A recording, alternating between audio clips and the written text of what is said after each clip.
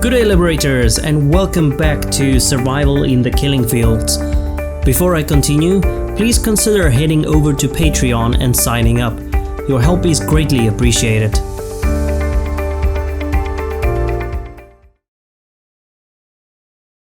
We walked through open rice fields to shady villages, where thatched roof houses built on tall stilts stood among tamarind, mango, banana, and palm trees.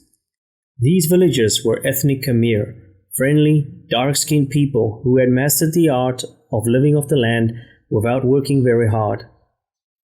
Each house had its garden, surrounded by a reed fence, with vegetables and tobacco growing inside. Chickens clucked and pecked at the dirt, and roosters crowed at all hours. Mostly we bartered for rice, because we could get it more cheaply from these villagers than we could in Samrangyong. We walked all day, and I became strong and healthy. On the way home, I foraged for lotus plants, whose roots and seeds are tasty in soups, for water convolvulus, which is something like spinach, and for sdao tree leaves, rather bitter tasting, as many of the rural foods are. Whenever we passed through woods, my mother wrapped a few grains of rice in a leaf and placed it on the ground as a gift to the local spirits. When I was about 8 years old, I was allowed to go out to barter on my own, without my mother. My favorite village was in a grove of sugar palm trees, which have tall, slender, curving trunks and fan-like fronds on top.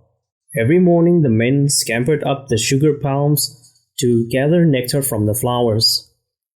They boiled the nectar in vats for many hours to make a crude brown sugar that tastes like molasses. They sold the palm sugar in the market or traded it to me. They also made an alcoholic drink that was slightly bubbly and tasted like beer. They made their best quality beer right up in the palm trees.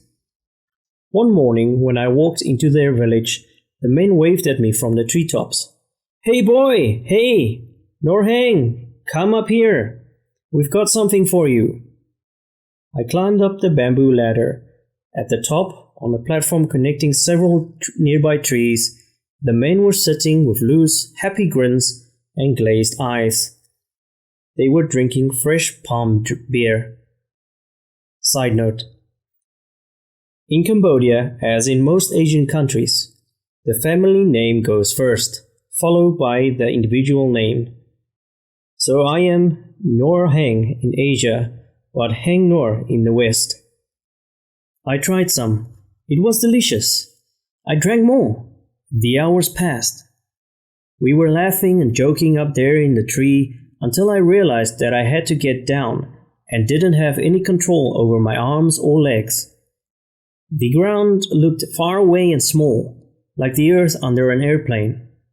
They had to carry me down. No more bartering for me that day.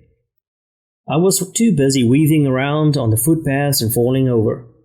When I got home, my mother scolded me, and my father gave me a stern, angry look. He said I would never amount to anything if I spent time with the wrong people. I disagreed with my father. The country people had always been nice to me. But I was very stubborn then. If my father said I was wrong about anything, automatically I felt I was right, without even considering what he said. That was my personality. If I hit my head against a wall accidentally, I would butt it again to see if I could make the wall hurt. Medically speaking, I was hyperactive as a child. I had a short attention span and far too much energy. I liked sports. I loved fighting. My gang from the western side of the village was always getting in fights with the gang from the eastern side of the village. If the eastern gang came at me when I was alone, I took my baskets off the hooks, waited calmly, and got ready to swing my shoulderboard at their shins. I wasn't afraid. My fighting and playing displeased my father, who worked every day without a break and who expected me to stay home and help his business. But the more he scolded me, the more I stayed outside. It became difficult to meet my father's gaze. My oldest or number one brother who was slow-minded, worked for my father all day as an ordinary laborer, as faithful as a water buffalo. My number 2 brother, Feng Huo, the smart one, was always keeping my father's accounts. I was the number 3 brother, with 2 more younger brothers behind me, and 3 sisters too. I wanted to help the family, but I didn't want to work all the time. It was too much fun to play. When I was about 10, matters came to a head. The government of Thailand, Cambodia's neighbor to the west, gave a large sculpture of Buddha to a monk in a town near my village called Tonle Bati. The monk was very old and eminent, the equivalent of a bishop. The sculpture was to go inside a stone building made around 1200 AD in the period of an ancient Cambodian civilization known as Angkor. But before installing the statue, my father and the monk had to drive to Thailand to get it. They set off together in Papa's old black and brown Ford truck north from the village on National Route 2 to Phnom Penh, and then in a northwesterly direction around the huge lake known as Tonle Sap and toward the Thai border town of Aranyaprathet. The roads were terrible. The truck kept breaking down. My father was irritated, but he had to pretend to stay calm because of the monk.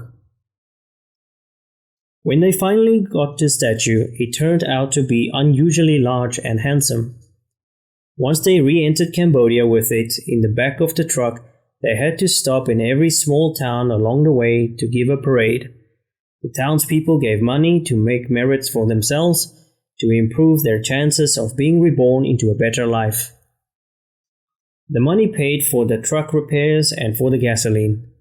Papa, who was an impatient man, couldn't hurry things up. In my father's absence, my mother ran the store. I got in more fights than ever.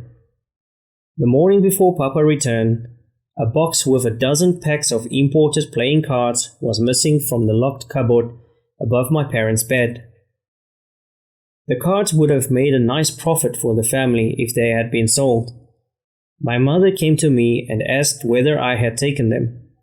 I told her truthfully that I hadn't. But my mother was suspicious. Of all the children, I was the only one who got in trouble regularly. She got right to the point. If you stole it and sold it, just say so, she said. If I know you are telling me the truth, I won't tell your father and he won't beat you. There was nothing I could say to her. Papa beat us occasionally, as all Chinese fathers did, but he didn't hurt us much. That day, I kept close watch on my older brother, Feng Huo. When he saw I was looking in his direction, he lifted his gaze and looked back at me blankly. Whoever had stolen the cards had been a member of the family. But even if my brother had stolen the cards, which seemed likely, I couldn't prove it. The following day, Papa drove up to the house in his Ford truck. He was tired and irritated from having to behave so well. My mother told him about the theft. He came angrily toward me. Perhaps he felt that this was the sort of thing that went on when he was away, and that he needed to restore his authority. He led me out back of the house and tied me hand and foot to a big piece of lumber. Then he hit me on the shoulders with a wooden slat. He beat me for an hour. When he was tired, he went into the house, and then after a while he came out again with the slat in his hand. My mother stood in the doorway with a pitying look in her face, but she didn't ask him to stop. I don't know when he stopped beating me because I lost consciousness. When I came to, my feet and hands were still tied to the lumber, but I had rolled over on my side. The sunlight was coming in at a low angle over the rice fields. It was late afternoon. My mother and my sister, Shay Tao, had come out of the house. They untied me and asked me what they could do. I lay on the ground without moving. They stood over me. Gradually, I collected my thoughts. You didn't trust me, I said slowly. You treated me like an enemy of the family, so don't bother helping me. My mother knelt next to me. "Your will is still strong, eh?" she said gently. They helped me upstairs and led me to my bed. I slept. But that evening I woke up puzzled and angry. What had I done to deserve a beating like that? I loved sports. I loved to get out of the house and play as often as I could. And yes, I got in fights with other boys. If that made me bad, if they were going to beat me for that, they could go ahead. That was their right. But I hadn't stolen anything. I didn't need any money. There was nothing I wanted enough to steal from my family. If they didn't trust me, how could I live with them under the same roof? How could I accept their authority? Early the next morning, I ran away. My first stop was Samrongyong's open-air market. It took up one corner of the village's only road intersection, across from the garrison of French-backed troops and their tall stone watchtower. The market was the center of village commerce and gossip. Women thronged the aisles, bargaining, pinching the neat piles of fresh vegetables and fruits, peering critically at the basins of live, wiggling fish. Vendors sold grilled chicken and rice confections wrapped in banana leaves. At restaurant stalls, customers sat down to order bowls of soup prepared to their liking. I couldn't buy anything. No money. I talked with people I knew and kept an eye out for my family. In the early afternoon, an old passenger bus rolled into the lot next to the market. The driver was the distant cousin, a man whose name was Cray. "Uncle, uncle," I called to him. Side note. In Cambodia, if we feel close to older people, we call them uncle or aunt, whether or not they are actually related. If I felt close to a male my own age, I would call him brother. "Well, Norheng, eh? What happened to you?" Uncle Cray said to me from the driver's window. I came around to the door of his bus. "My father beat me last night for stealing playing cards from the store, but I didn't steal them."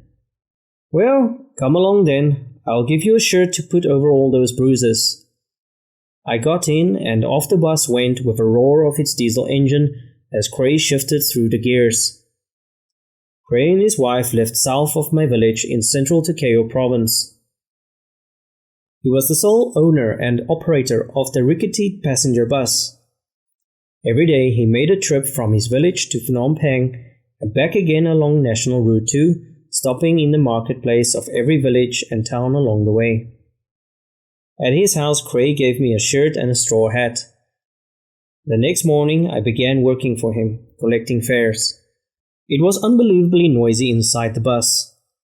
The pounding of the worn-out suspension on potholes had loosened all the bolts and rivets.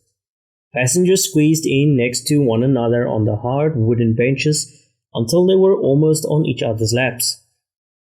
Just when it seemed the bus couldn't take no more, Cray slowed and stopped for an old wrinkled monk standing beside the road with his parasol. The monk climbed up into the bus and headed for the seats in the back. The passengers shifted over to accommodate him and, amazingly, there was plenty of room. Everybody knew how important it was to treat monks with respect. It was particularly important that women not touch them, even accidentally, because monks had to be pure. And it would have been unthinkable to ask monks to pay fares. They rode free. Even I knew that on my first day. When he saw that I knew how to collect fares and count money, Cray put me on top of the bus in the luggage rack and made me responsible for cargo. The luggage rack was piled higher than my head with packages and suitcases and bicycles and furniture. There were wicker baskets with live pigs grunting inside, baskets with chickens and ducks clucking and quacking, tightly woven baskets with live snakes and baskets with produce from the Phnom Penh market. At every stop, I lowered cargo from the roof to the outstretched arms of its owner on the ground and reached down to pull the new cargo up. I also helped with bribes. When Cray came to government checkpoints, he downshifted, pulled over to the side of the road and stopped, while I scampered down the ladder on the back of the bus, adjusted my hat, and walked into the sentry's hut. Inside, the sentry pretended to scrutinize the bus for an overload, or for communist guerrillas, or for whatever he might choose to think was wrong with it. I took my hat off respectfully and placed it on the table next to his clipboard, moved the hat so the real notes in the hatband fell out, and pushed the money under the clipboard with my hand. "Your bus does not look so bad today," the sentry said in a bored voice. "All right, you may go on your way." Cray was already revving the engine. The wooden bar across the road lifted on its rope pulley.